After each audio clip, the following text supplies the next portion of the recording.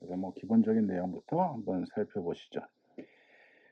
일단 생산자들이 갖고 있는 목적은 이윤 국대에 있습니다. 생산자들은 자산업자들이 아니죠. 그래서 이윤을 가져가려고 생각을 하고 있는 거고, 이윤이 없으면 지금 생산할 이유가 없습니다.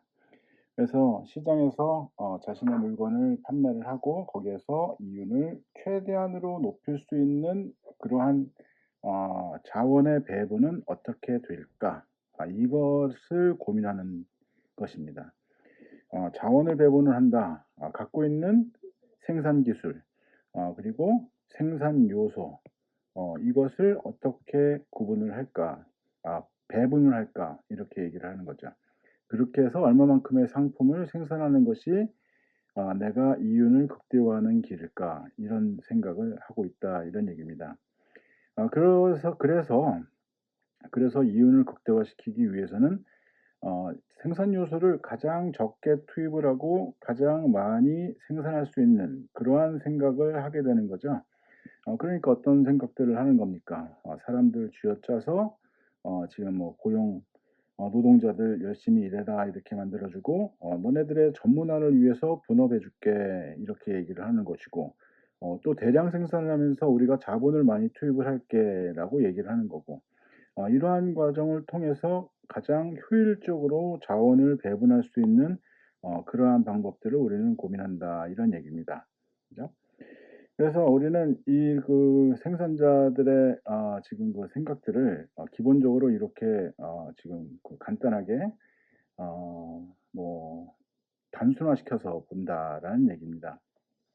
요즘에는 이거보다 훨씬 더 많은 고민들을 해야 되죠, 생산자들이. 사회적인 공헌도 해야 되고 지배 구조 문제도 생각을 해야 되고 환경 문제도 고민을 해야 되는 그러한 어려운 상황에 있다 이런 얘기입니다. 생산 요소라고 생각을 한다면 어떤 것을 우리는 생산 요소라고 하느냐?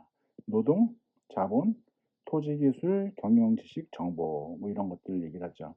근데 우리는 주로 경제학에서 지금 이러한 입문 단계에서는 초보 단계라고 얘기를 하게 되면 노동과 자본, 그리고 지금 기술 정도, 이렇게 우리는 생각을 하긴 합니다.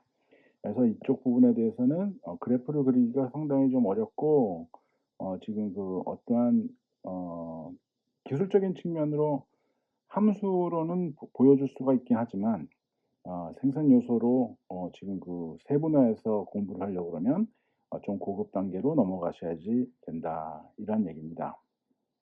그래서 생산 요소 이런 것들을 갖고 한다. 자, 일단은 우리는 '최소의 투입으로 최대의 생산을 한다.'라는 생각을 할 때 최소의 투입은 비용을 최소화하겠다라는 얘기죠. 그죠? 가장 효율적인 그러한 '생산을 가져가겠다.'라고 생각을 하는 거였죠. 자, 여기서 '생산 비용을 최소화한다.'라는 것을 우리는 그래프로 생각을 해 보게 되면 이것은 우리가 앞에서 봤던 지금 효용 극대화와 동일합니다. 뭐가 동일하냐? 아 함수적인 측면에서 수학적인 산수적인 측면에서 똑같아. 산수 측면에서 똑같은 그러한 논리적인 전개를 이어간다라는 겁니다. 그러니까 생산이라고 한다면 생산을 하는데 어떤 것이 필요해? 자본과 노동이 필요해. 근데 자본과 노동을 사용을 하려면 여기에다가 대가를 지불해야 돼. 곱하기 임금 곱하기 뭐 이자율. 그렇게 되게 되면 이것이 비용이 되는 거죠. 그죠?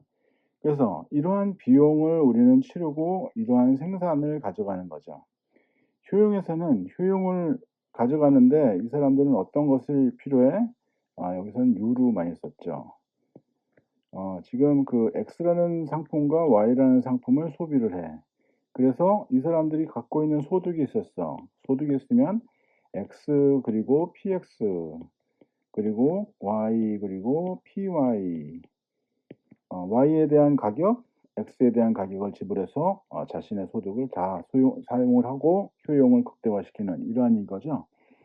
자본과 노동을 구입을 해서 거기에 대한 대가를 치러 주고 그것에 나오는 비용을 갖고 일정한 비용이 자기가 갖고 있는 게 있으면 이것을 가지고 지금 이 치루 선택한 노동과 자본의 양을 가지고 얘를 최대한 많이 생산할 수 있는 그러한 것을 생각을 한다. 이러한 얘기입니다. 그래서 효용 극대화하는 그러한 그 과정과 지금 생산 비용의 최소화 또는 지금 그 생산의 극대화, 이런 것을 생산량 극대화 이것을 동시에 우리가 생각을 해볼 수가 있다 이런 얘기죠. 여기에 등비용 곡선이라고 이렇게 되어져 있는 거 있죠. 이쪽이 자본, 그리고 이쪽이 노동 이렇게 되어져 있는 거예요. 그러니까 노동량과 자본량을 우리는 선택을 해야 되는 거죠. 얼마만큼의 노동량, 얼마만큼의 자본량을 선택을 할까. 근데 이 사람들이 무한정 많은 그러한 그 비용을 다 치를 수는 없고 자신들이 갖고 있는 예산이 있습니다. 그 앞에서 봤던 예산선과 동일한 개념으로 비용 곡선을 우리는 생각을 하고 있다. 등 비용 곡선 똑같은 비용이에요. 지금 여기에서 노동을만 갖고 생산을 하나, 자본만 갖고 생산을 하나, 생산을 하려고 마음 먹으면 뭐 할 수는 있겠죠. 근데 이 등량 곡선이라고 얘기하는 것, 그러니까 우리가 동일한 생산을 갖되 각각 다른 노동과 자본을 투입하는 그러한 것을 우리는 생각을 할 수가 있겠죠. 뭐 이러한 것도 우리는 생각을 할 수가 있을 거고요. 그러니까 등량 곡선, 지금 q 바 뭐 1, 여기는 q 바 2 뭐 이렇게 되어져 있다면 여기는 동일한 생산량 q 바 1이 만약에 100 q 100 이라고 한다 하고 여기가 만약에 200 이라고 한다면 100 만큼의 생산을 할 수 있는 그러한 노동과 자본의 조합이 이렇게 이루어지는 겁니다. 여기는 Q2 200 만큼의 생산을 할 수 있는 지금 노동과 자본의 조합이 그려지는 거죠. 그래서 이렇게 우리가 지금 그 등량 곡선이라는 것을 생각을 해볼 수가 있다.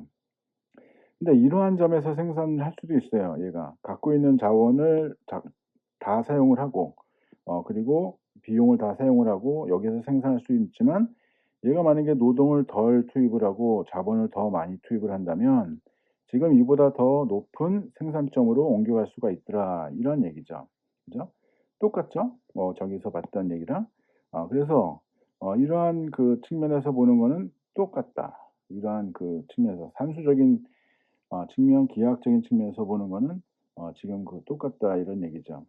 일단 등비용 곡선의 개념을 여러분들 다시 한번 확인해서 잘 보시고 동일한 비용의 지금 생산 요소의 집합 이렇게 얘기를 할 수가 있고 등량 곡선이라고 한다면 동일한 수준의 생산량을 유지할 수 있는 생산 요소의 조합 이렇게 얘기를 하게 되는 거죠. 생산량이 같은 거고 이쪽에는 생산 비용이 같은 겁니다. 그래서 지금 이렇게 우리가 등비용 곡선 이렇게 그릴 수가 있고 등량 곡선 이렇게 그릴 수가 있게 된다 이런 얘기죠. 그죠? 자, 그렇게 되면 우리는 이제 생산 비용을 최소화하는 그러한 것을 생각을 해볼 수가 있더라 이런 얘기죠. 만약에 지금 만약에 우리가 이러한 생산 비용을 최소화한다. 등량 곡선 얘는 이 양을 유지할 수 있는 그러한 것을 생각을 하고 있는 거예요. 얘는 이만큼을 생산을 해야 돼. 100 만큼을. 그런데 지금 노동과 자본의 비율을 만약에 이렇게 가져간다라고 한다면 노동은 여기까지 자본은 이렇게라고 가져간다고 한다면 지금 얘는 지금 그 생산 비용을 최소화하고 있지는 못하다라는 거죠. 왜 그러냐? 똑같은 양의 생산을 할 수 있는 그러한 점이 이러한 점이 존재하거든요. 이보다 더 낮은 비용으로 갈 수 있는 이보다 더 낮은 비용으로 갈 수 있는 그러한 점이 존재하니까 그러니까 지금 여기에서 자본의 양을 줄이고 노동의 양을 늘려서 이러한 점으로 가게 되면 될 것이다. 이러한 얘기죠. 그러니까 여기에서 우리가 이 주의에서의 특징을 본다면 지금 이 주의에서의 기울기를 보면 요 기울기 그러니까 등량곡선의 기울기를 우리가 생각을 하잖아요. 등량곡선의 기울기. 지금 생산이 일정한 그러한 상황에서 지금 자본과 노동 이렇게 주어져 있는 거죠. 이것을 만약에 점유분한다. 몰라도 되긴 하지만 일단은 점유분한다라고 한다면 이것은 상수로 주어져 있는 거예요. 등량이니까 200 이렇게 되어져 있다고 한다면 점유분하게 되면 0 이것을 자본으로 그 뭐야 잠깐만요. 이것을 자본으로 지금 그 미분을 한다라고 하게 되면, 그죠? 라운드 F, 라운드 K, 그리고 DK, 라운드 F, 라운드 A, 그리고 DA. 각각을 자본과 노동으로 편미분한 거죠. 그죠? 자본으로 편미분, 노동으로 편미분. 그렇게 해서 보게 되면 얘를 우리는 어떻게 생각할 수가 있냐면, 지금 자본의 변화에 대해서 지금 생산량이 변화하는 것을 얘기를 합니다. 그죠? 함수 이것을 Q로 얘기를 해도 돼요. 뭐라고 얘기를 하고 있는 거냐면 얘를 지금 Q 이렇게 얘기를 해도 괜찮습니다. 그러면 얘도 지금 Q, 얘도 Q, 그러면 얘도 Q. 그래서 이것을 지금 자본의 증가에 따른 그 생산량의 증가, 한계 생산이라고 얘기를 하는 거죠. 근데 무엇에 의한 한계 생산? 자본의 한계 생산, 이렇게 얘기를 합니다. 이것을 우리는 이렇게 길게 쓸 수가 없으니까 마지널 프로덕트 오브 캐피탈 이렇게 얘기를 하는 거죠. 똑같은 형태로 이쪽을 보게 되면 마지널 프로덕트 오브 레이버 이렇게 되는 거죠. 여기에 DK, DL, 그리고 덧셈 이게 0. 그렇게 되면 얘가 이쪽으로 다시 쓰여진 거죠. 그러면 DL분의 DK로 정리를 하게 되면 어떻게 되겠습니까? MPL, MPK 이렇게 되겠죠. 물론 여기에는 기호가 마이너스 이렇게 되겠지만, 그죠? 근데 이것을 우리가 지금 그 노동과 자본의 가격에, 여기에서는 뭐 임금, 여기에 뭐 그 이자율 이렇게 쓰지 않고 노동과 자본의 가격 이렇게 써 놓았습니다. 그렇게 되면 지금 자본은 아니 비용은 자본 곱하기 PK, 그리고 노동 곱하기 PL 이렇게 되겠죠. 지금 이것을 우리가 무엇으로 정리하는 겁니까? K로 정리를 하게 되면 지금 PL분의 K분의 PL 이렇게 되겠죠. 그리고 L 그리고서는 마이너스, 아니 플러스죠. 이게 마이너스, 그리고 플러스 지금 C 나누기 K 이렇게 되겠죠. 그죠? 그러면 이 점이 잡히는 거죠. 그죠? 요게 L이 0일 때 지금 얘가 잡히는 거니까. 그죠? 자, 그래서 우리가 이렇게 지금 그 생각을 그 소비자 선택 이론에서 했던 얘기하고 똑같이, 소비자 선택 이론에서 했던 얘기하고 똑같은 논리적인 전개를 사용을 할 수가 있다, 이런 얘기죠. 그죠? 그래서 지금 이것을 지금 이 점들을 한번 보게 되면, 어떤 점, 주의라는 점을 보게 되면 지금 얘보다 더 커요. 그러니까 등량 곡선의 기울기가 지금 등 비용 곡선의 기울기보다 더 가파르다. 절대값으로 이렇게 얘기를 하는 거죠. 지금 이렇게 되어져 있는 거죠. 얘가 같아지는 점까지 가야 우리는 지금 이러한 점으로 간다라고 얘기를 하는 거죠. 우리가 여기서 이렇게 같은 점, 이러한 점으로 가서 등량 곡선에 지금 가장 붙으면서 비용이 가장 낮을 수 있는, 얘를 안으로 보내고 얘를 안으로 보내고 해서 가장 그 비용이 낮은 점을 찾으려고 하는 거니까, 지금 만약에 지금 이렇게 해서 동일한 기울기를 갖도록 만들려고 한다라고 한다면, 지금 얘는 달라집니까? 안 달라집니까? 얘는 달라지지 않아요. 얘는 시장에서 결정이 되는 거죠. 그죠? 시장의 가치예요. 시장에서 보고 있는 자본과 노동의 가치. 그런데 얘는 어떻게 되는 겁니까? 얘는 자신의 생산 능력에 따라서 달라질 수가 있겠죠. 자신의 생산 능력에 따라서, 그리고 요소 투입량에 따라서 달라질 수가 있다. 노동의 한계 생산성을 지금 높이려고 한다면 어떻게 해야 되겠습니까? 노동의 한계 생산성, 노동이 한 단위 더 투입이 돼서 생산될 수 있는 생산량, 이렇게 얘기를 하게 되면 마지막 한 단위예요. 그렇게 된다면 노동의 한계 생산도 항상 체감하기 때문에 지금 노동 투입량을 줄이게 되면 노동 투입량을 줄이면 지금 얘가 커집니다. 높아집니다. 마지막 한 단위에서. 그러니까 노동 투입량을 줄이게 되면 지금 되는 거죠. 그죠? 여기선 좀 어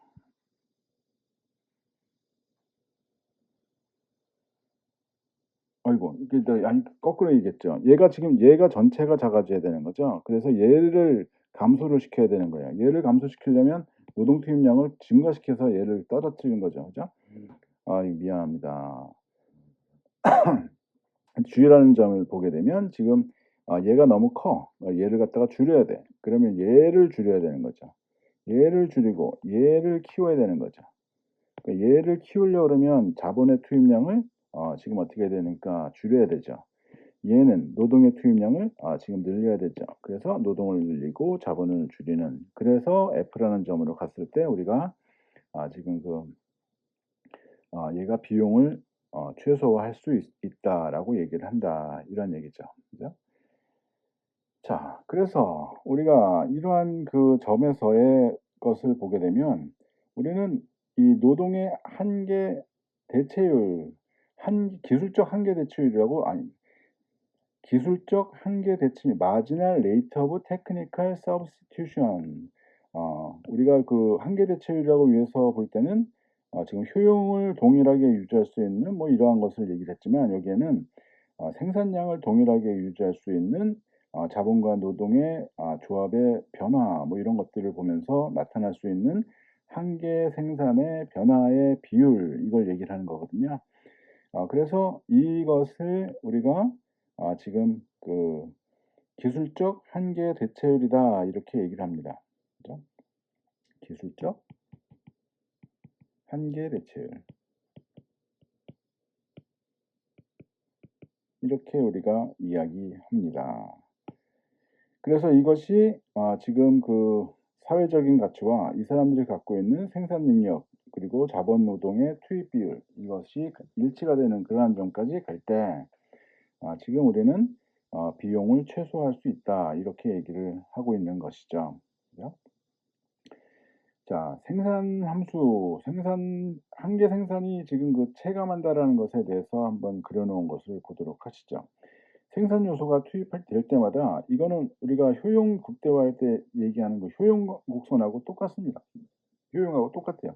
첫 번째 한 단위에서 엄청나게 많은 한계 생산, 두 번째 한 단위를 들으면 생산성이 줄고, 세 번째 한 단위를 들으면 줄고, 가면 갈수록 줄어들어요. 요소 투입량이 늘어날수록. 여기서는 한 단위라고 얘기를 했습니다. 그러니까 이게 뭐 100명이 될지 200명이 될지는 나도 잘 모르겠지만 한 단위가 지금 그렇게 여러분들이 가정을 해볼 수가 있다 이런 얘기입니다. 지금 뭐 한계 생산이 왜 체감해요? 라고 얘기를 갖다가 물어보는 그러한 경우들이 많죠. 근데 사실은 옛날에는 지금 어떤 얘기를 했었냐면 밭이 이렇게 했어요. 옥수수를 심어요. 이렇게 심을 때 하고 옥수수를 이렇게 심을 때 하고 3개, 3개, 6개가 더 들어갔어요. 한 개당 늘어나게 되는 생산량을 보게 되면 얘가 없을 때가 한 개당 늘어나는 생산량이 발생시키는 생산량이 더 높아요. 이렇게 얘기를 했습니다. 이런 설명을 했어요. 근데 요즘에는 기계가 있어요. 기계가 있는데 이 기계에 지금 적정 지금 가동 노동량이 있어요. 그죠? 가동 노동자 수, 기계 한 대에 몇 명이 투입이 되느냐 이게 있는 거죠.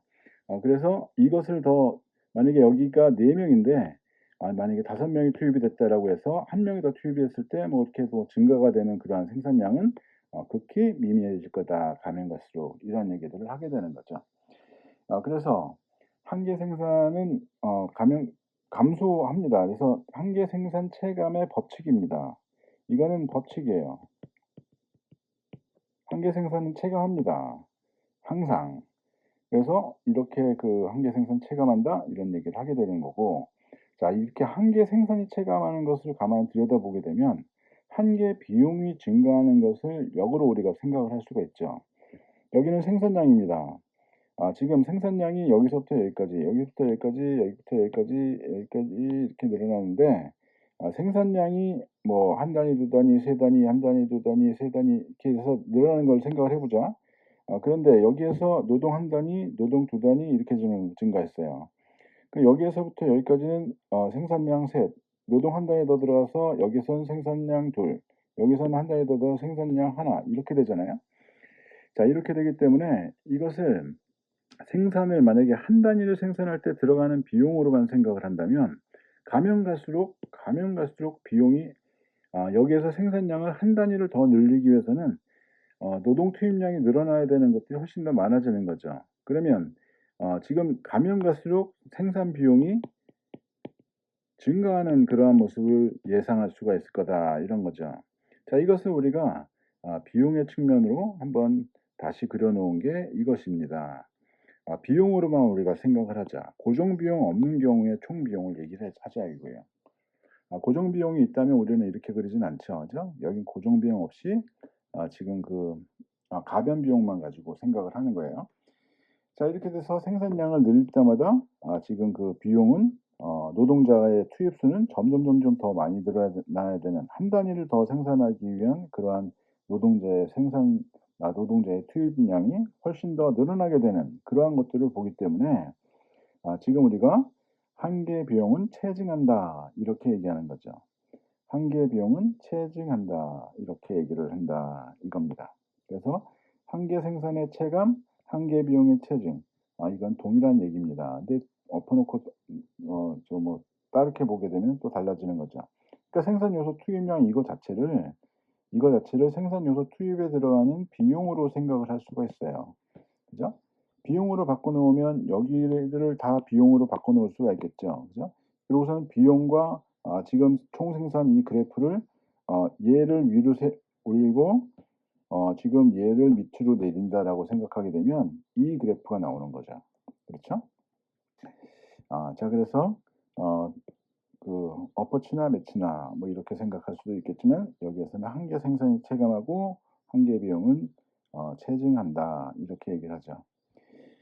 자, 생산함수, 뭐 단기 생산함수, 장기 생산함수 이렇게 구분할 수가 있다고 얘기를 하죠.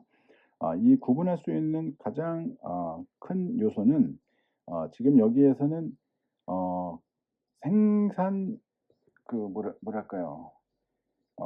모든 그런 생산 요소가 가변적이냐 아니면 고정 비용을 포함하고 있느냐 이런 얘기입니다.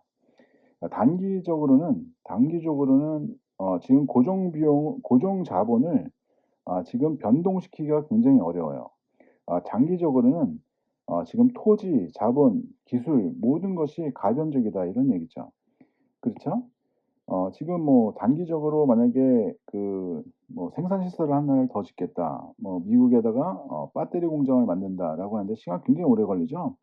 하지만 장기적으로 보게 되면 그거 전부 다 지금 그냥 가변 비용으로 생각할 수가 있습니다. 하지만 단기적으로 본다 그러면 노동만이 변동 비용으로 우리가 생각을 하게 되는 거죠. 고정 비용은 우리가 지금 생각하지 않는 그러한 것입니다. 단기적으로 본다라고 한다면 지금 뭐 공장을 더 늘릴 수 있는 것 이거 생각하지 않는다는 거예요. 장기적으로 본다면 공장을 늘리는 것도 생산 규모 자체를 변화시키는 것도 생각할 수가 있다. 이렇게 얘기하는 거죠. 그래서 비용 함수를 우리가 본다고 한다면 노동만이 가변 비용이 되고 장기적으로 본다면 노동과 자본이 모두 가변 비용이 되는 이러한 얘기입니다. 그래서 생산과 비용을 항상 역으로 여러분들이 연결해서 생각하시는 게 좋다 이런 얘기죠. 그죠? 어렵죠. 자, 이 비용이라는 것을 뭐 교재나 뭐 이런 데서 보게 되면 이런 얘기를 하니까 이런 것도 좀 봅시다. 총 비용이라는 것을 보게 되면 총 고정 비용과 픽스드 코스트, 고정된 비용, 여기는 베리어블 코스트 이렇게 지금 얘기를 하는 거죠. 총 비용, 맞아, 토탈. 지금 평균으로 본다면 얘를 지금 생산량으로 나누는 거예요. 이것이 지금 평균 고정 비용입니다. 이거는 평균 가변 비용 이렇게 되겠죠.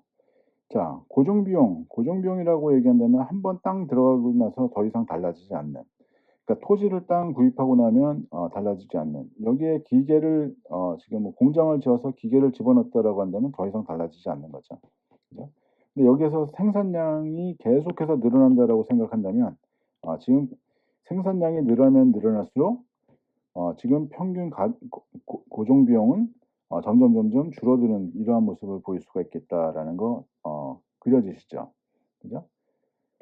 생산량이 늘어나면 늘어날수록 평균 고정 비용은 감소하는 그러한 모양을 보인다. 가변 비용은 그렇지가 않다. 가변 비용은 감소하다가 증가하는 그러한 모습을 보인다. 이러한 얘기죠. 그죠? 자, 한계 비용이 지금 체증하기 때문에 그런 것들을 우리는 생각을 해볼 수가 있습니다. 이것을 그래프로 한번 생각을 해보시죠. 평균 고정 비용으로 우리가 얘기한다면 생산량이 늘어날수록 지금 처음에는 이렇게 감소하다가 여기가 AFC도 있는 겁니다. 여기는 생산. 이 그래프가 얘를 얘기를 하는 거고, 이 그래프가 얘를 얘기를 하는 거고. 그래서 이거 두 개를 더하면 얘가 되는 겁니다. 그죠? 자, 이렇게 그려져 있는 건데 지금 고정 비용만 먼저 보자면 지금 고정 비용이 만약에 그 1000인데 1000인데 지금 만약에 생산이 10밖에 안 돼요. 그럼 100이 되겠죠. 그죠? 만약에 이게 100이야. 그렇게 되면 여기가 10 이렇게 되겠죠. 그죠? 고정 비용은 지금 한 번 들어가고 나서 달라지지 않는 거니까 지금 그렇다 이런 얘기죠. 그죠? 근데 평균 가변 비용은 가면 갈수록 이렇게 증가하는 그러한 모습을 보입니다. 왜? 노동량이 생산량을 하나 더 늘어날수록 지금 계속해서 급격하게 증가하는 그러한 모습을 보이게 되는 거죠.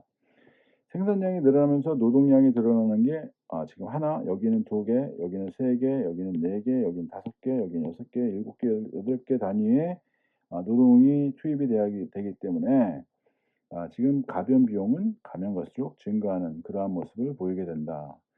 그러면 가면 갈수록 더 가팔라지게 되는 그러한 모습을 보게 된다. 그러면 지금 얘 더하기 얘 여기까지 생산한다 라고 할 때 고정 비용은 여기 지금 여기는 여기 이렇게 되겠죠. 이게 만약에 10 이게 만약에 80 그렇게 되면 이거 더한 걸 여기가 90 이렇게 되겠죠. 하여간 지금 뭐 이것을 보게 되면 고정 비용과 가변 비용, 이 가변 비용이 점점 체증하는 그러한 모습을 보이고 있는 것이 한계 생산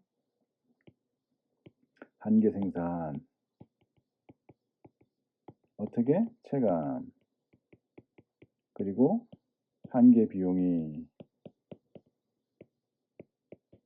체증, 이러한 일 때문에 지금 우리가 여기에서 급격하게 지금 가변 비용이 증가하는 그러한 모습을 볼 수가 있다. 이러한 얘기죠. 그죠? 자, 평균 비용과 한계 비용이라는 것을 우리가 생각을 해보게 되면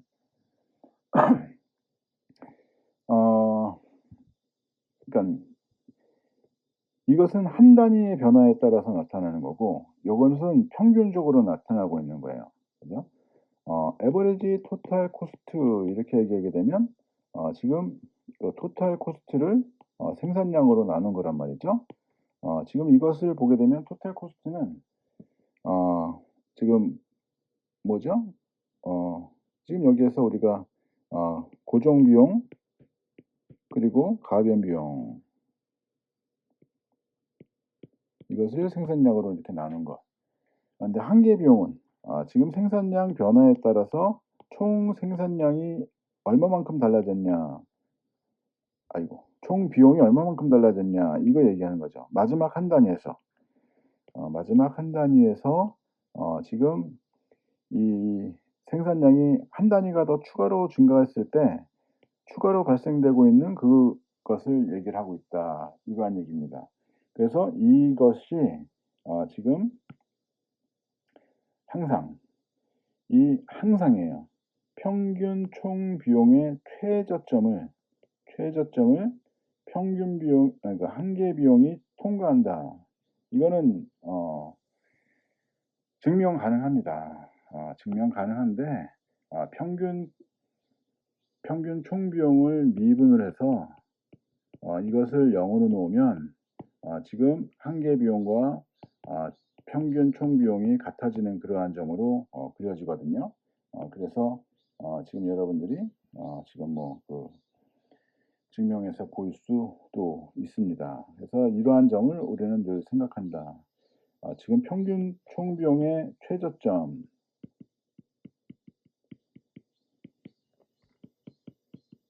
그것을 한계 비용이 통과하고 있는 거다. 이런 얘기죠.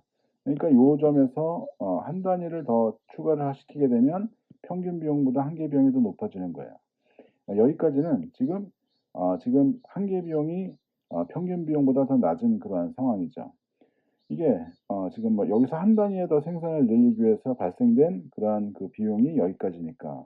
그죠? 지금 여기에서는 지금 그 평균적으로 여기는 고정 비용을 포함하고 있는 거 우리가 생각하고 있는 거거든요. 그래서 이렇게 움직여가는 그러한 모습들을 보게 됩니다. 그래서 어떻게 움직여가는 거? 생산량이 증가하면서 지금 한계 비용이 여기에서 이쪽으로 더 높아지는 그러한 점으로 가게 되고 있는 것이 있다라는 거죠. 그래서 지금 이러한 점이 분명 존재한다. 근데 이 점은 분명 지금 평균 비용의 최저점이다라고 얘기를 하게 된다라는 얘기입니다. 그죠? 여러분들이 혹시 그 주식시장이나 아니면 저기 뭡니까 가상화폐나 이런 것들을 본 적이 있다고 한다면 거기에서 투자를 해본 경험이 있다고 한다면 이거랑 똑같은 개념이 20일 평균선이 5일 평균선이 이렇게 되는 겁니다. 20일 평균선을 뚫고 5일 평균선이 간다. 그 하락 추세에서 지금 이것이 달라지는 거 얘기하는 거거든요. 그러면 하락했다가 지금 5일 선이 21 선이 이렇게 그 지나가는 이러한 점을 보게 되면 골든 크로스 이런 얘기하죠. 그래서 이때가 제일 21 선의 낮은 점 이렇게 얘기를 하는 거거든요. 이거랑 똑같은 개념입니다. 만약에 데드 크로스 그렇게 얘기한다면 이렇게 되는 거잖아요. 그죠? 이런 형태로. 여기서는 우리는 경제학에서는 이런 거는 없지만 하여간 여기에서는 지금 이 골든 크로스 같이 보여지는 그거와 동일한 개념의 그래프이다 이렇게 이해를 하시면 되겠습니다. 이게 더 단기죠. 이건 장기로 볼 수가 있는 거죠. 그죠? 지금 여기에서 이거는 고정 비용을 포함하고 있죠. 이거는 고정 비용 포함하고 있지 않죠. 지금 한 단위만 더 생산을 하게 되는 걸로 할 때 발생되는 비용을 얘기를 하는 거니까 이렇게 된다 이런 얘기죠. 그죠? 다음은 우리가 이윤 극대화 조건이라는 것을 보도록 합시다. 이윤이라고 얘기한다면 우리는 주로 이렇게 많이 써요. 그래서 총 수입, 가격 곱하기 생산량, 그리고 총 비용을 빼면 되죠. 그러면 이윤이죠. 그죠? 지금 여기에서 지금 이렇게 이윤이라는 것을 얘기를 하고 얘를 지금 극대화시킬 수 있는 그러한 방법을 생각을 하고 있는 거예요. 이윤을 극대화시킬 수 있는 생산량은 과연 얼마일까? 얼마만큼의 생산을 해야만 할까? 근데 이 생산을 하게 되면 분명히 비용이 달라져요. 비용이. 그죠? 비용은 어떻게 됩니까? 한계 비용은 체증할 수가 있다라는 거죠. 근데 한계 생산은 체감하는 거죠. 그러니까 한계 생산은 체감하고 한계 비용은 체증하는데 지금 어떻게 해야 우리가 이윤이 가장 높은 지금 맥시마이즈 되는 그러한 이윤을 찾아갈 수가 있을까라고 생각을 하는 겁니다. 그래서 우리가 간단하게 생각을 한다면 지금 이 사람들이 생산점을 계속해서 달리하는 거예요. 생산량을 Q를 한 단위, 두 단위, 세 단위, 네 단위, 다섯, 여섯, 일곱, 여덟 지금 할 때 비용이 조금씩 이렇게 증가하는 그런 모습을 보이겠죠. 그죠? 근데 한계 생산량을 증가시킬 때 한계 생산이 증가가 되는 때 자본과 노동이 투입이 되면서 이것이 비용으로 연결이 되는 거란 말이에요. 그죠? 근데 이것은 한계 생산은 감소하고 얘는 가면 갈수록 증가하는 그러한 것이니까 처음에는 물론 생산이 높죠. 그러다 점점 줄어드는. 여기는 작다가 점점 늘어나는 이러한 것이 되는 거죠. 그래서 지금 이것이 이윤이 극대화되는 그러한 점을 찾으려고 그러다 보니까 지금 어떻게 찾게 되느냐라고 하게 되면 얘 전체를 미분하는 겁니다. 미분해서 이것이 0이 되도록 만들어요.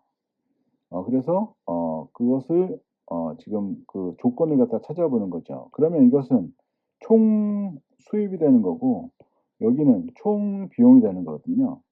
총 수입은 이것은 총 비용은 생산량의 변화에 따라서 총 수입의 변화가 달라져요. 그죠? 이 생산량의 변화에 따라서 총 비용이 달라지죠. 그죠? 근데 이것을 우리는 한 개 생산, 한 개 수입, 얘를 우리가 한 개 생산 이렇게 얘기를 하는 거죠.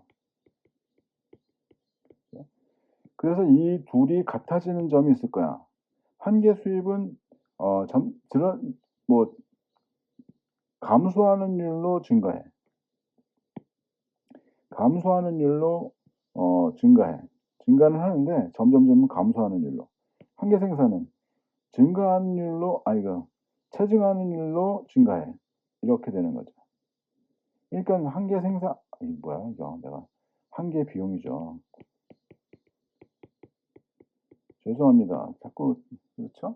한 개 비용이 생산량 증가할 때 총 비용이 증가하는 게 지금 처음보다 가면 갈수록 점점 더 증가하는 체증하는 그러한 형태를 갖고 한 개 수입은 체감하는 그러한 형태를 갖게 된다 이런 얘기죠. 그죠?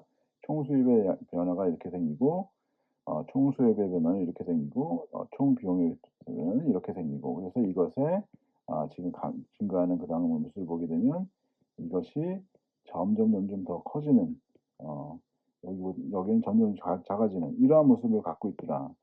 그래서 이러한 것들을 가만 보니까 지금 이것이 같아지는 한 개 비용과 한 개 수입이 같아지는 이러한 점에서 우리가 지금 그 이윤이 극대가 되더라 이런 얘기죠. 그러니까 뭐 이윤이라고 얘기한다면 총 수입 마이너스 총 비용 이렇게 되고 이것을 미분하면 파이 프라임 이렇게 쓰죠. 그죠? 이것을 뭐 이렇게 쓸 수도 있지만은 그죠? 라운드 TC 라운드 Q 그래서 이것이 한 개 수입 이것이 한 개 비용 이렇게 되고 이것이 0이 될 수 있는 생산점을 찾는 거죠. 그죠? 이것이 0이 될 수 있는 생산점을 찾는 거예요. 그래서 이것이 이윤극대화하는 생산량이다.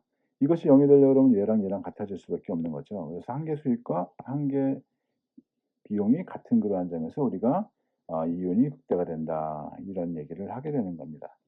이러한 생산점을 찾으려고 하는 겁니다. 찾고 있습니다. 있습니다.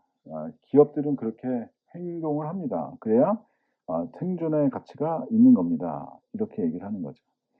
그래서 이것을 지금 뭐 조금 더 이해하기 편안하게 하려고 얘기를 한다면 만약에 한 개 수입이 만약에 일정하다고 가정을 해봅시다. 한 개 수입이 일정하다라고 가정을 하는 것을 지금 우리는 총 수입이 가격 곱하기 생산량이라고 그랬잖아요. 여기에서 Q로 미분하게 되면 지금 이것이 한 개 수입이 P가 되는 거잖아요. 이 P. 이 P라고 얘기를 한다면 시장 가격이죠. 이 시장 가격이라는 것이 일정하다라고 얘기를 하는 겁니다. 그러니까 시장 가격이 일정하다라고 얘기한다고 한다면 이것은 완전 경쟁 시장이다.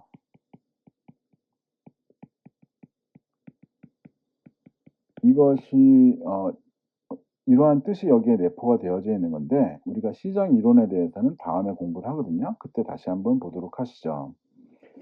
그래서 이러한 그 시장 가격이다라고 얘기를 하고 이것이 시장 가격이 일정한 그러한 수준을 얘기를 하고 있는 거다. 이렇게 얘기를 하고 있는 겁니다.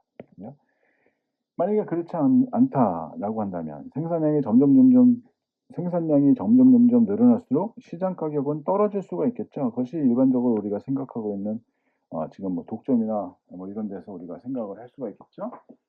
그래서 우리가 이렇게 한계 수입이 일정한 상황이고 한계 비용은 두 단위에서 세 단위로 생산량을 늘렸을 때 생산 비용이 다섯 단위, 셋에서 넷으로 한 단위를 더 늘렸을 때 생산 비용이 여섯 단위, 다섯 단위, 넷에서 다섯으로 늘렸을 때 일곱 단위, 다섯에서 여섯은 여덟 단위. 만약에 이런 식으로 변화하고 있다. 한계 수입은 일정하고 한계 비용이 이렇다라고 한다면 지금 여기에서 이유는 지금 수입은 7이고 지금 비용은 5입니다. 그럼 얘는 2, 7이고 6입니다. 그러면 1, 7이고 7입니다. 그러면 0. 이윤의 변화가 생산량을 증가시키면서 여기서는 두 단위 늘어나고 여기서는 한 단위 늘어나고 여기서는 더 이상 늘어나지는 않았어요. 근데 이것에 가까이 가면서 4에서 5 단위로 간다라는 게 4천에서 5천으로 가는 걸 얘기할 수도 있거든요.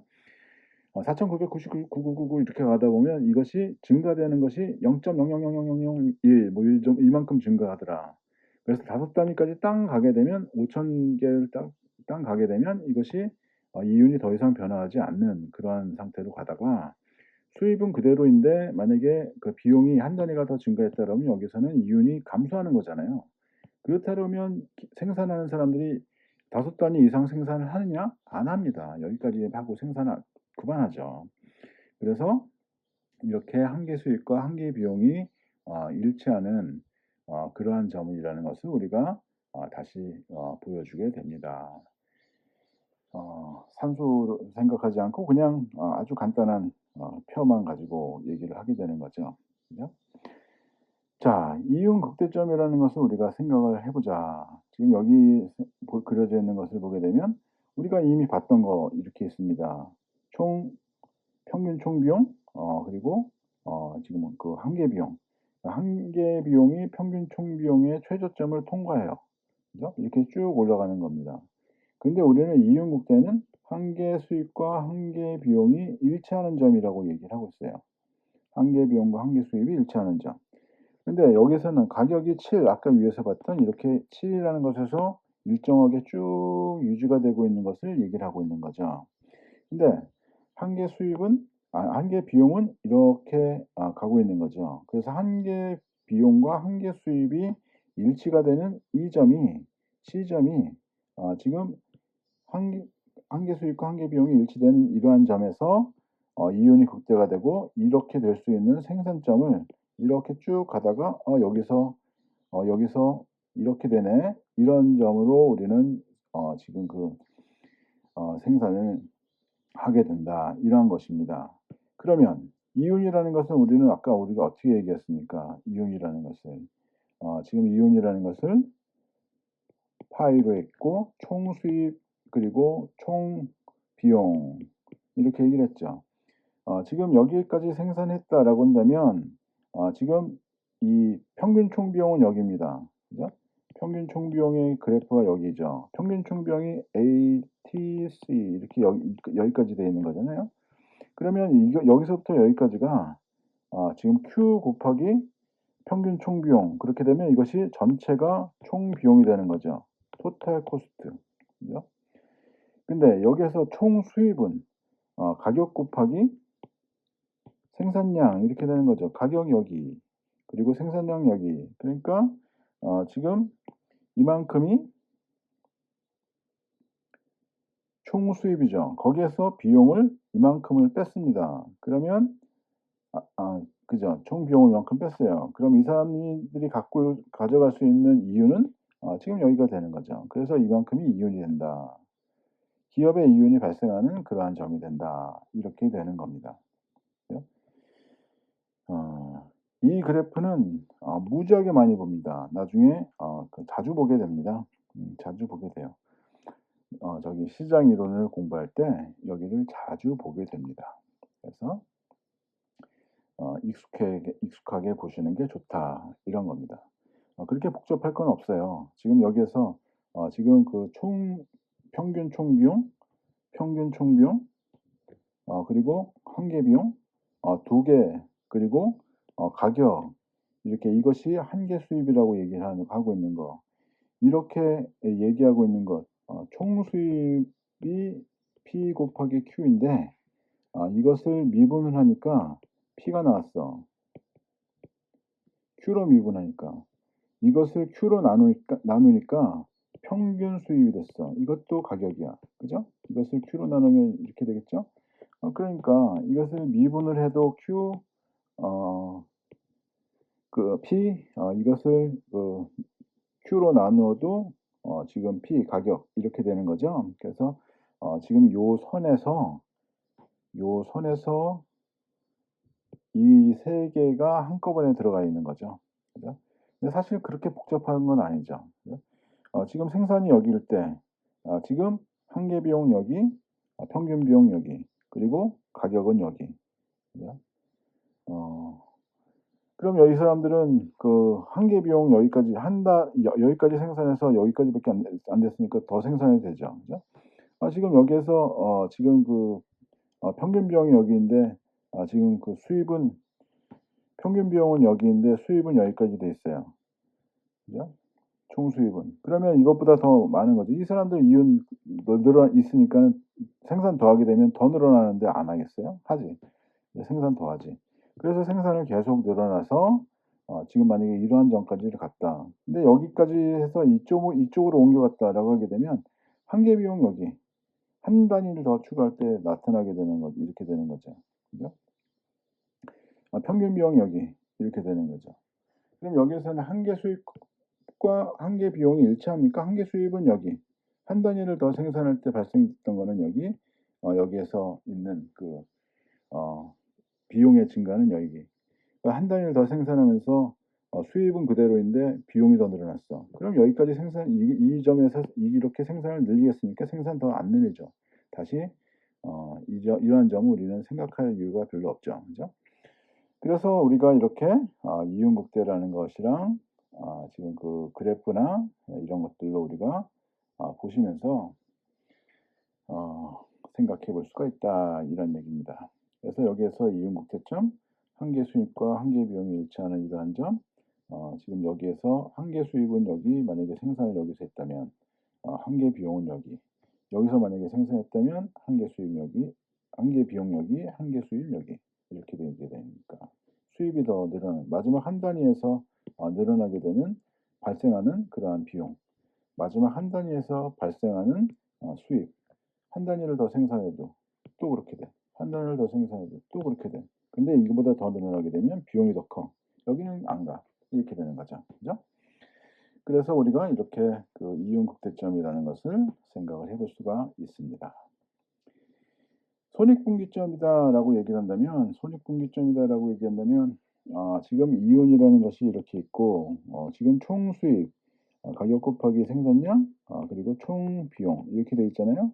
이것이 0이 되는 걸 우리가 생각을 해보죠.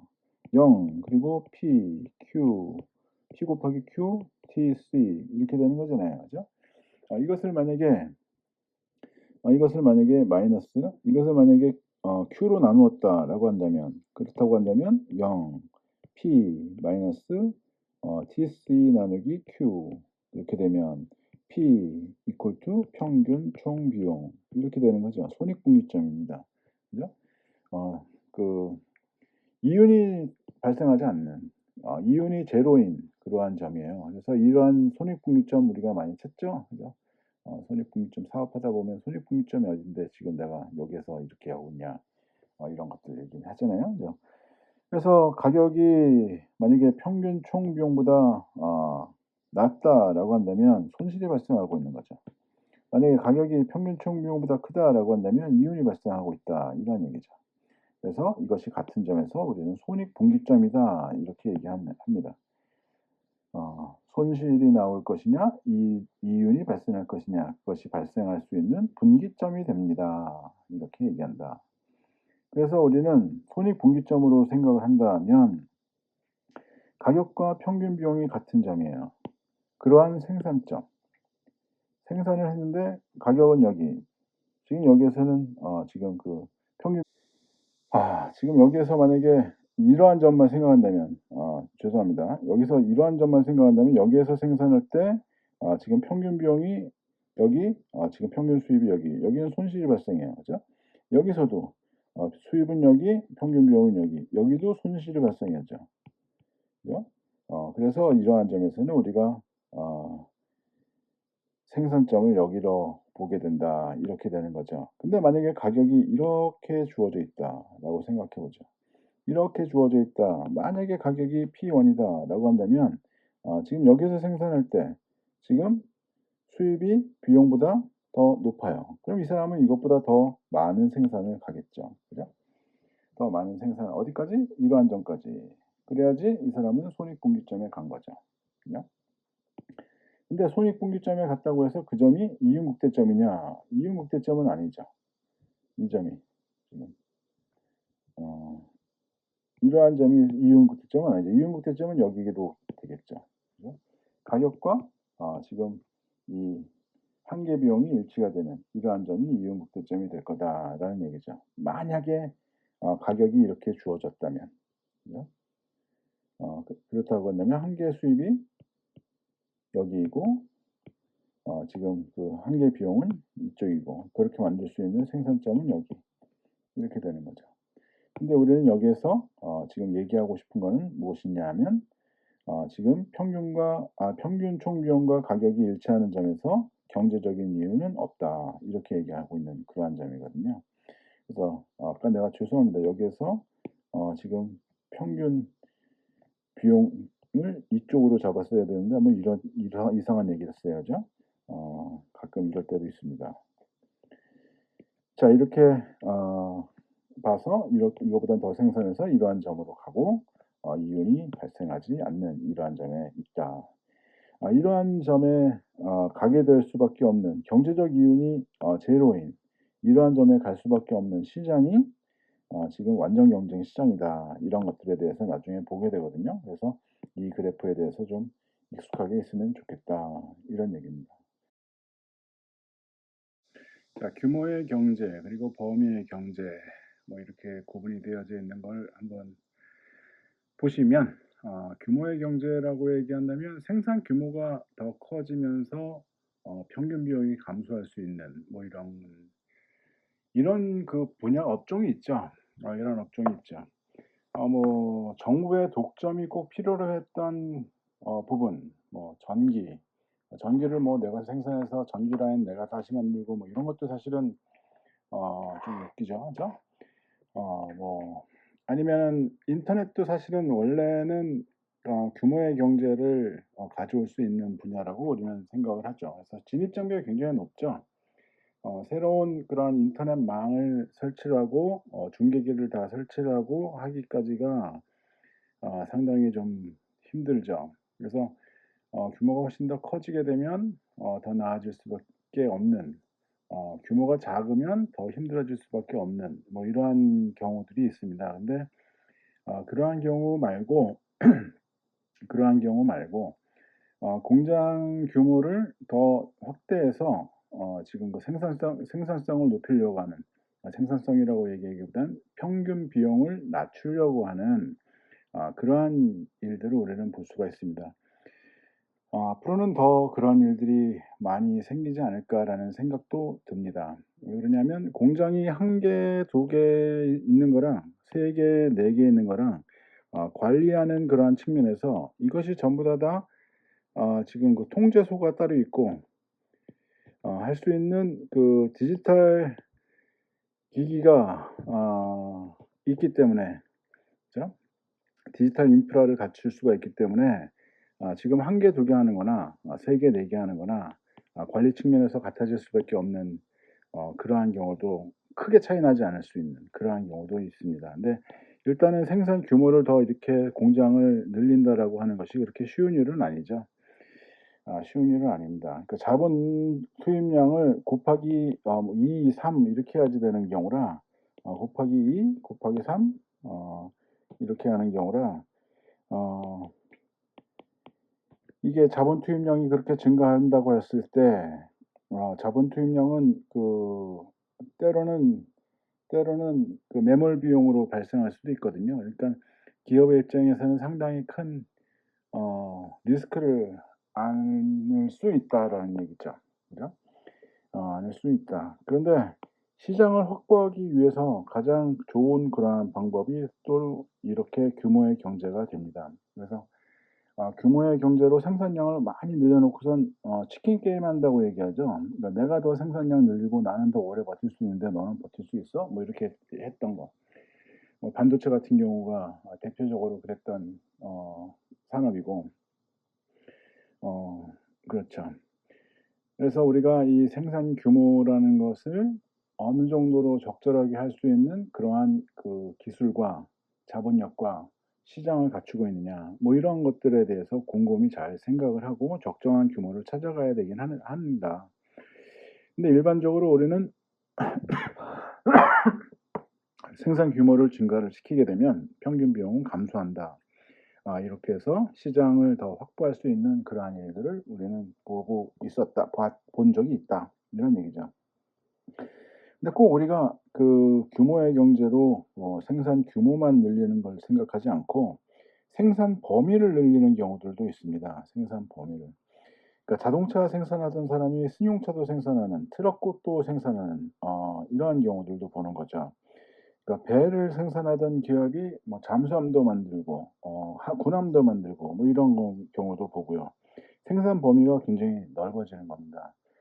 그러니까 상선만 만들다가 아니면 그 여객선만 만들다가 이제 우리는 이 생산 범위를 방위 산업까지도 가게 되는 뭐 이런 것들도 보죠. 또는 뭐 우유 제품, 유제품 같은 경우들을 우리가 보게 되면 낙농업자들 상당히 어려움이 많다고 얘기를 하고 있죠.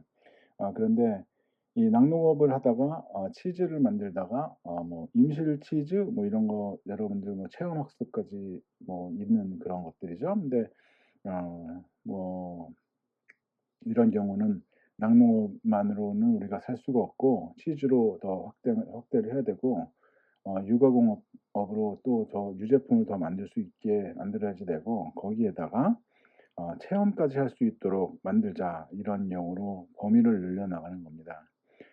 또는 은행업 같은 경우를 보더라도 우리가 방카슈랑스 해 가지고 금융사에서 은행업만 하던 게 아니고 증권업만 하던 게 아니고 보험 이렇게 따로따로 끊어지지 않고 이 세 개를 다 한 금융기관에서 지금 다룰 수 있게 이건 법으로 만들어 줬죠. 그죠?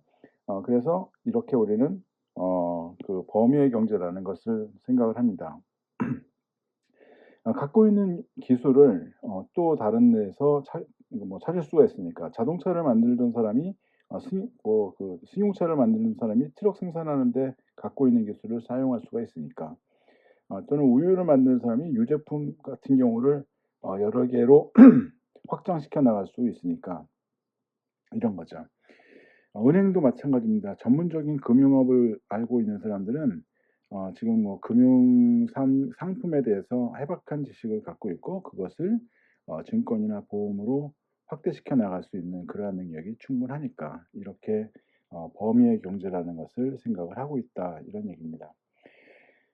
또 기술 진보에 대해서도 우리가 생각을 해볼 수가 있습니다. 기술 진보도 유형을 노동과 자본으로 나누어서 볼 수가 있습니다. 노동 절약형이 있고 또는 자본 절약형이 있습니다. 그러니까 자본 집약적인 그러한 산업 그러면서 노동을 더 많이 줄일 수 있는 그러한 것들 우리가 생각할 수가 있고 자본 절약적인 어떠한 그 자본을 더 덜 들여갈 수 있는 그렇게 할 수 있는 지금 뭐 기술 뭐 이런 것도 우리가 보게 되죠. 앞으로는 기술이 어떻게 발전될지 대부분 사람들은 노동을 자본으로 대체하게 될 가능성이 훨씬 더 높아진다. 그리고 뭐 쉽게 볼 수 있는 것이 키오스크죠. 그래서 지금 뭐 어느 뭐 매장에 간다고 하더라도 키오스크에서 "주문하고 들어오세요. 제발요." 이렇게 써 있는 그러한 매장들 많습니다. 와서 "우리는 그 만들기만 할 테니까 너네들은 주문하고 계산하는 것은 밖에서 알아서 하세요." 이렇게 얘기하는 거죠. 이렇게 가는 경우들 또는 우리가 로봇 같은 경우도 보게 되고 생산 시설의 자동화도 우리가 생각을 할 수가 있습니다. 생산 시설의 자동화. 자동화는 뭐 이미 오래전부터 되어져 왔죠. 그런데 인제 이것이 보다 정교해져 가고 있는 거예요. 또는 그 공장에서 만약에 물건을 어 공장 내에서 물건을 뭐 옮겨가고 하는 것들, 그런 것도 인제 지금 뭐 조그마한 어떠한 뭐죠? 로봇 가지고 옮겨갈 수 있는 그런 것들 만들고 한다고 하죠. 그래서 뭐 배달도 로봇, 뭐 자본 대신에 노동 대신에 자본으로 옮겨가고 있는, 최근에는 다 자본 집약형으로 지금 움직여가는 것들을 많이 보게 됩니다.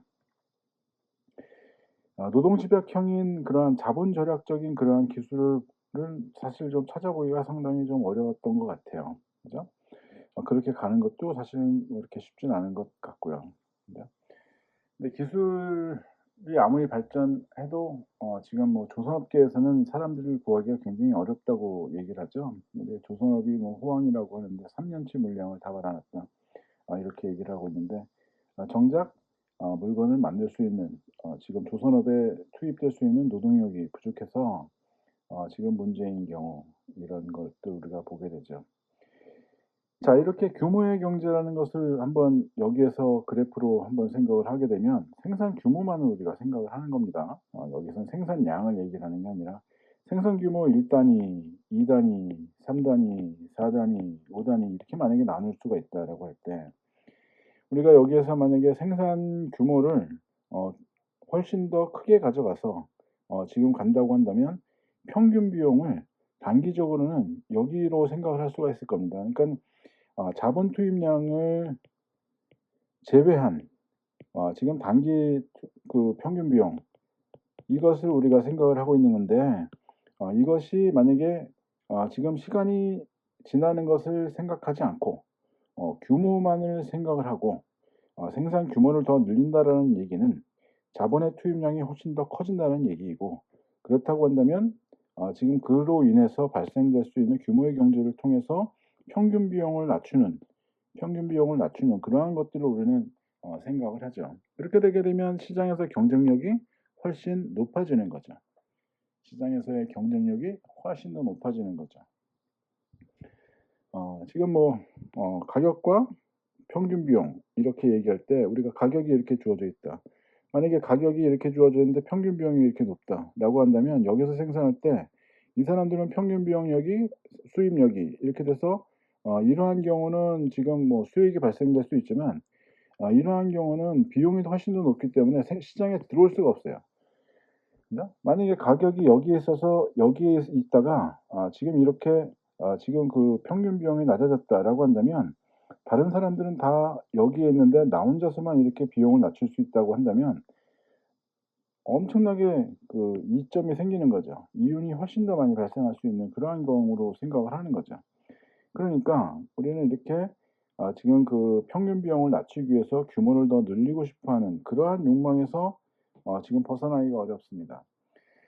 누구나 다 낮은 생산 비용을 갖고 싶어 해요. 하지만 조심해야 될 것들이 상당히 많죠. 대부분 가업을 이어받아서 새로운 그러한 그 오너가 등장을 했을 때 나타날 수 있는 그러한 그 부딪힘이 어 부친은 "야 조심해라. 근데 자식은 공부를 많이 했어요. 그래서 해외도 많이 알고 해외 영업도 할 수 있다."라고 하면서 "이 정도의 규모 말고 해외 영업할 수 있는 규모로 늘립시다." 이렇게 가는 거죠. 당연히 해외 영업만 된다 그러면 이게 낫죠.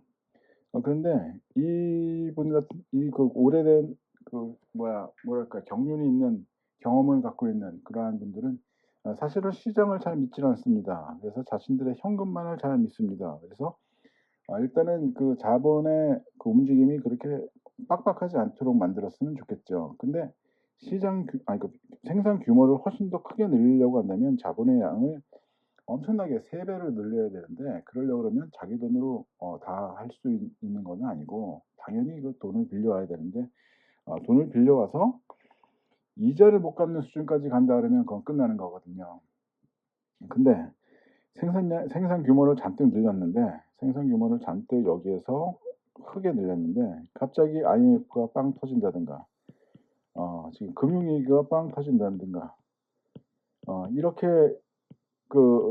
뭐 해외에 알 수 없는 그러한 요인들이 발생했다. 우리가 예측하기 어려운 그러한 요인들이 발생했다라고 한다면 어떻게 할 거야? 이런 걱정들을 지금 어 하는 거죠. 이러한 걱정들을 하는 거죠. 누구나 다 이렇게 규모의 경제를 갖고 싶어 하지만 사실은 그러한 리스크들 때문에 자신의 어떠한 자본력이 충분하지 않은 상황에서 마음껏 늘려나가기는 상당히 좀 어려워지는 그러한 일들을 많이 본다 이거죠. 근데 규모를 아무리 늘린다고 하더라도 항상 생산 비용이 낮아지는 건 아닙니다. 늘 낮아지는 거 아니에요. 생산 비용이 계속 낮아지다가 생산 규모를 늘리면서 어느 순간을 보게 되면 오히려 더 지금 그 비용이 높아지는 그러한 경우들을 보거든요. 그러니까 미국의 자동차 업체 계속 M&A 커 나가다가 이제는 다시 분사 이렇게 나갔던 그러한 경우들 본 경험이 있습니다. 그 사람들이 이렇게 비용이 더 높아져 가는 그러한 상황을 보았기 때문에 '아 야 이렇게 우리가 규모만을 늘려나가는 것이 꼭 답은 아니구나.' 이렇게 생각을 하게 되었던 거죠. 그래서 적정한 생산 비용이 있고 또 자신에게 적정한 그러한 생산 비용이 있고 이러한 것이 분명 존재한다. 하지만 우리가 장기적으로는 이러한 평균 비용이 이렇게 장기적으로 본다면 평균 비용이 이렇게 크게 갈 수가 있다. 그러니까 단기의 평균 비용을 모두 다 감싸고 있는 이러한 모양이 될 것이다. 이런 얘기죠. 그죠? 이러한 모양이 될 것이다. 이런 것입니다. 그래서 항상 이것이 뭐 최저점에서 그렇지는 않습니다. 이렇게 감싸고 있는 그러한 형태로 가게 됩니다. 이렇게 얘기를 하게 됩니다.